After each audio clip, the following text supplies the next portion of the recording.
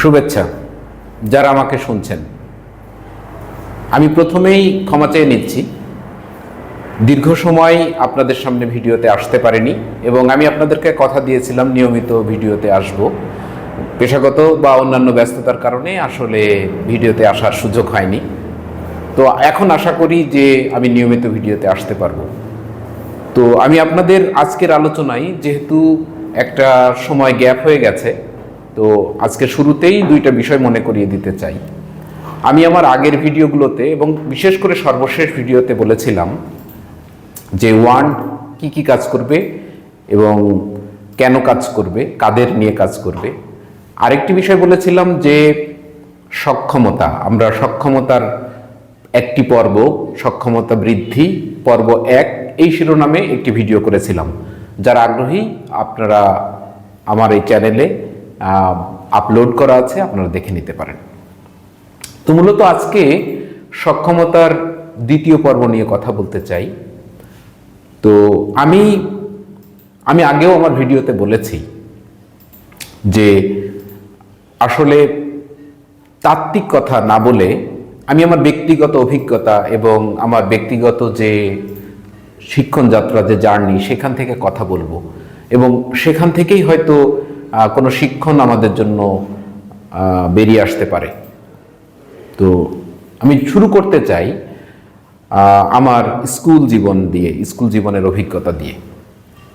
তো স্কুল জীবনে আপনাদের নিশ্চয়ই মনে থাকবে যে এই প্রশ্নের মুখোমুখি হয়তো আমরা সবাই হয়েছি যে জীবনে কি হতে চাই, এবং খুব স্বাভাবিকভাবেই মানে এখনকার প্রজন্মের কথা যদি চিন্তা করি, ডক্টর হওয়া, ইঞ্জিনিয়ার হওয়া বা বিসিএস ক্যাডার হওয়া বা অন্যান্য প্রফেশন যেটাই বলি না কেন, সেগুলো খুব স্বাভাবিক ব্যাপার। কিন্তু আমি যখন আমার মনে পড়ে যে স্কুল জীবন তো দূরের কথা, কলেজ জীবন বা যখন বিশ্ববিদ্যালয়ে পড়েছি, তখনও আমাকে যদি আসলে কেউ বলতো যে জীবনে কি হতে চাও বা কি করতে চাও, তাহলে আমি বোধহয় বলতে পারতাম না। এখন কেন বলতে পারতাম না কেন? তার জন্য আমার মনে হয় যে দুইটা কারণ এর জন্য দায়ী। একটা কারণ হচ্ছে যে আমি বলবো যে আমার পরিবার, বিশেষ করে আমার পরিবার এমন কোনো কি বলবো প্রিভিলেজড, অর্থাৎ এমন কোনো সুবিধাজনক পরিবারের সদস্য আমি ছিলাম না যেখান থেকে আসলে একজন মানুষের ভবিষ্যৎ জীবন, তার লেখাপড়া শেষে সে আসলে কি করবে, কেন করবে, কোথায় কাজ করবে, এই বিষয়গুলো নিয়ে যে গাইড দেওয়া, যে পরামর্শ দেওয়া বা তাকে শেখানো, এই বিষয়গুলো আসলে পরিবার থেকে কখনো ওইভাবে পাইনি। দুর্ভাগ্যবশত সেই সুযোগ আমার পরিবারে ছিল না। আর দ্বিতীয়ত হচ্ছে যে আমার ব্যক্তিগত চিন্তা চেতনা, ধ্যান ধারণা, দৃষ্টিভঙ্গি, সেটার একটা ব্যাপার।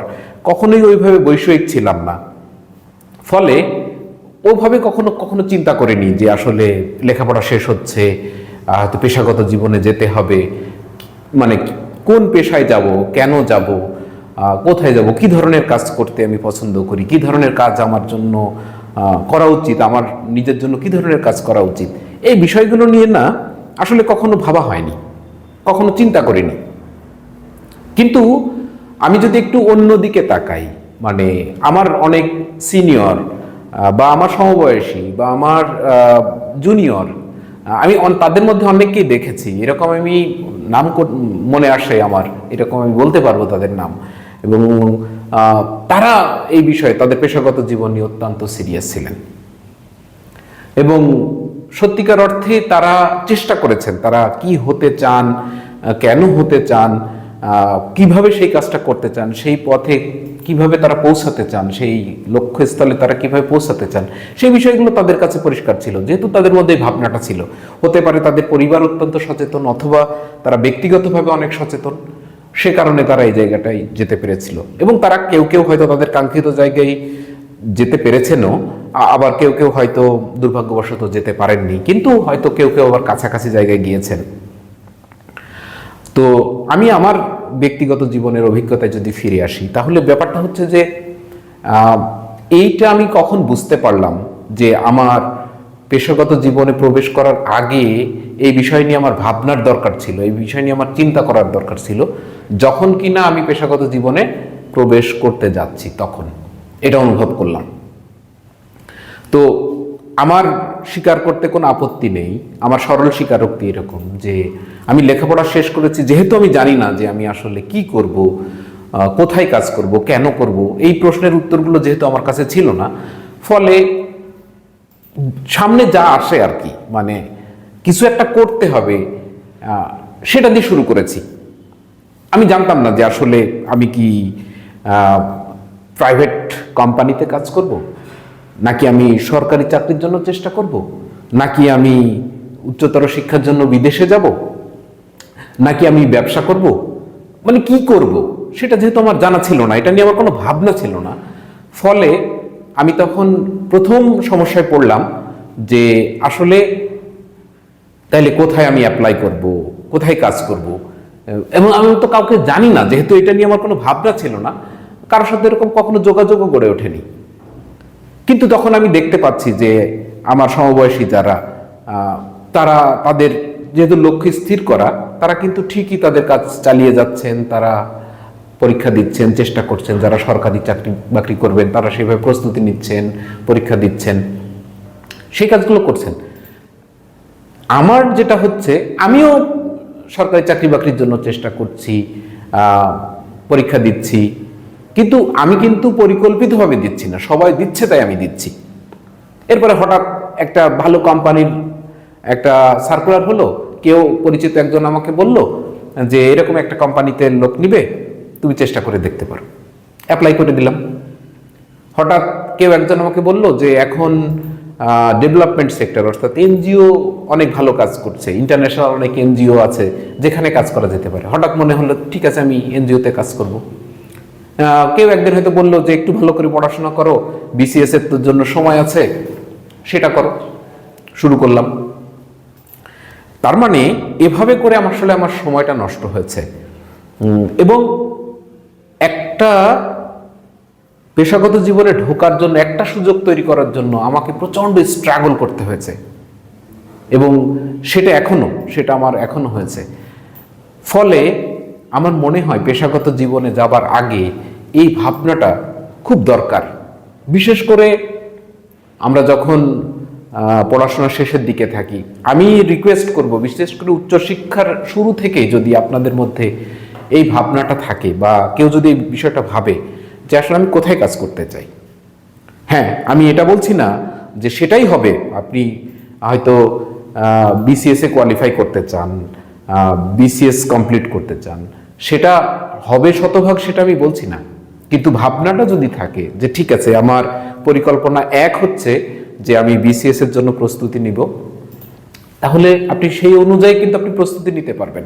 আপনার যদি মনে হয় যে না ঠিক আছে আমি বেসরকারি কর্পোরেটে আমি কাজ করব, এবং কর্পোরেটের মধ্যে অনেক রকম ফের আছে, আমি হয়তো মার্কেটিংয়ে সেলসে কাজ করতে পারি, আমি হয়তো হিউম্যান রিসোর্সে কাজ করতে পারি, আমি হয়তো ম্যানেজমেন্টে কাজ করতে পারি, নানান ধরন আছে, সেগুলো নিয়েও কিন্তু ভাবার দরকার আছে। এবং আপনি যদি মনে হয় যে না আমি এগুলো করব না, আমি আমার পেশাগত জীবনের জন্য আরেকটু পড়াশোনা করা দরকার, নিজেকে আরেকটু প্রস্তুত করা দরকার, সেটিও কিন্তু পরিকল্পনার মধ্যে আসতে পারে।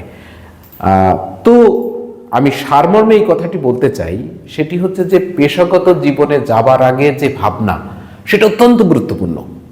এবং আমি আমার জীবনটাকে আমি যেভাবে হেলায় নষ্ট করেছি আর কি, আমার ছাত্র জীবনে বিশেষ করে উচ্চতর শিক্ষার সময় আমি যেভাবে সময় নষ্ট করেছি, সেই সময়টা যদি নষ্ট না করতাম, আজকে আমি কোথায় আছি সেটি বড় কথা নয়, আমার মনে হয় যে হয়তো এর চেয়ে ভালো জায়গায় আমি থাকতে পারতাম, অন্তত ভালো কিছু হয়তো করতে পারতাম, আরো ভালো জায়গায় যাবার হয়তো সুযোগ আমার ছিল। কিন্তু যেহেতু আমি কোনো পরিকল্পনা করিনি, আমার সামনে অ্যাডহক বেসিস যেটি সামনে এসেছে সেটির জন্য চেষ্টা করেছি, এবং সেই কারণে আমি মানুষের সহায়তা পাওয়া বা কেউ আমাকে সহযোগিতা করবে সেরকম মানে করতে পারিনি, বা আমি সেই সুযোগ নিতে পারিনি, যেহেতু আমি জানতাম না। তো যেটি বলে আমি আজকের এই আলোচনা শেষ করতে চাই সেটি হচ্ছে যে যদি আমি জানতাম যে ঠিক আছে আমি আমি যেমন এখন উন্নয়ন প্রতিষ্ঠানে কাজ করি, আমি যদি আমার পেশাগত জীবনে প্রবেশের পূর্বে আমি জানতাম যে আমি উন্নয়ন প্রতিষ্ঠানে কাজ করব, তাহলে কিন্তু উন্নয়ন প্রতিষ্ঠানে যে বা যারা কাজ করেন তাদের সঙ্গে আমার একটা যোগাযোগ তৈরি হতো বা যোগাযোগ তৈরি করতাম আমি। ফলে সেখানে কি আন্তর্জাতিক প্রতিষ্ঠানে কাজ করব নাকি দেশীয় প্রতিষ্ঠানে কাজ করব, সেখানে কি আমি মানবাধিকার নিয়ে কাজ করব নাকি আমি মনিটরিং ইভ্যালুয়েশন নিয়ে কাজ করব, সেখানে কি আমি ট্রেনিং নিয়ে কাজ করব নাকি সেখানে আমি প্রকল্প বাস্তবায়ন নিয়ে কাজ করব। এই নানাবিধ বিষয়গুলো কিন্তু একের পর এক আসতে থাকতো আমার কাছে, এবং যেটি আমাকে সিদ্ধান্ত গ্রহণের ক্ষেত্রে এবং আমার পরবর্তী জীবনটাকে সাজিয়ে নিতে, পরিকল্পনা করতে কিন্তু আমাকে সহযোগিতা করতো। দুর্ভাগ্যবশত সেটি হয়নি। তো আমি প্রত্যাশা করব যারা এই ভিডিও শুনছেন তারা যদি পেশাগত জীবনের প্রবেশের পূর্বে থাকেন তাহলে এখনো আপনারা পরিকল্পনা করতে পারেন। আর যারা পেশাগত জীবনের সদ্য প্রবেশ করেছেন অথবা কিছুদিন পার করেছেন তাদেরও কিন্তু সুযোগ রয়েছে, তারাও কিন্তু চিন্তা করতে পারেন আসলেই আমি যেখানে যুক্ত হয়েছি সেটাই কি আমার শেষ লাস্ট ডেস্টিনি, সেটাই কি আমার শেষ গন্তব্য, নাকি অন্য কোথাও যাবার সুযোগ আছে। চিন্তা করতে পারেন। ধন্যবাদ।